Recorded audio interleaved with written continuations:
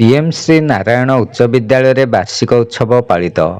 ନୟାଗଡ଼ ଜିଲ୍ଲା ଶରଣକୂଳ ପିଏମ୍ ଶ୍ରୀ ନାରାୟଣ ଉଚ୍ଚ ବିଦ୍ୟାଳୟରେ ବାର୍ଷିକ ଉତ୍ସବ 2025-26 ବିଦ୍ୟାଳୟ ପରିସରରେ ସୋମବାର ମହାସମାରୋହରେ ପାଳିତ ହୋଇଯାଇଅଛି।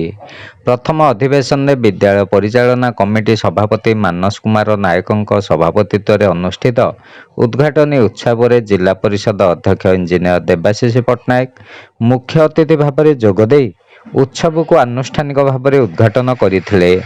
ଚଳିତ ବର୍ଷ ଏହି ଉତ୍ସବ ଛାତ୍ରଛାତ୍ରୀଙ୍କ ଶିକ୍ଷା, କ୍ରୀଡ଼ା ଓ ସାଂସ୍କୃତିକ କାର୍ଯ୍ୟକ୍ରମ ଦିଗରେ ପିଏମ୍ ଶ୍ରୀ ବିଦ୍ୟାଳୟ ବେଶ୍ ସହାୟକ ହେବ ବୋଲି ମୁଖ୍ୟ ଅତିଥି କହିଥିଲେ।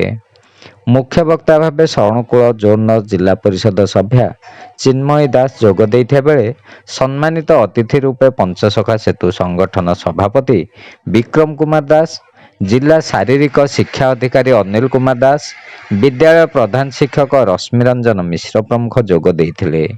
ଏହି ଅବସରରେ ବିଦ୍ୟାଳୟର ଛାତ୍ରଛାତ୍ରୀଙ୍କ ମଧ୍ୟରେ ଅନୁଷ୍ଠିତ କ୍ରୀଡ଼ା ପ୍ରତିଯୋଗିତାର କୃତୀ ପ୍ରତିଯୋଗୀଙ୍କୁ ଅତିଥିମାନେ ପୁରସ୍କୃତ କରିଥିଲେ। ସେହିପରି ଦ୍ୱିତୀୟ ଅଧିବେଶନରେ ବିଦ୍ୟାଳୟ ପ୍ରଧାନ ଶିକ୍ଷକ ରଶ୍ମି ରଞ୍ଜନ ମିଶ୍ରଙ୍କ ପୌରୋହିତ୍ୟରେ ଅନୁଷ୍ଠିତ ଉଦ୍ଯାପନୀ ଉତ୍ସବରେ ମୁଖ୍ୟ ଅତିଥି ଭାବରେ ଓଡ଼ିଶା ବିଧାନସଭା ବାଚସ୍ପତି ତଥା ରଣପୁର ବିଧାୟିକା ଶ୍ରୀମତୀ ସୁରମା ପାଢ଼ୀ ଯୋଗ ଦେଇଥିଲେ।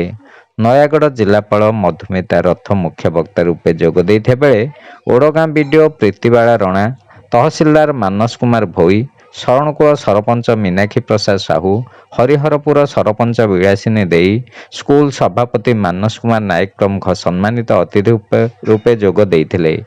ଏହି ଅବସରରେ ସ୍କୁଲ ଛାତ୍ରଛାତ୍ରୀଙ୍କ ମଧ୍ୟରେ ଅନୁଷ୍ଠିତ ବିଭିନ୍ନ ପ୍ରତିଯୋଗିତାର କୃତୀ ପ୍ରତିଯୋଗୀମାନଙ୍କୁ ପୁରସ୍କୃତ କରାଯାଇଥିଲା।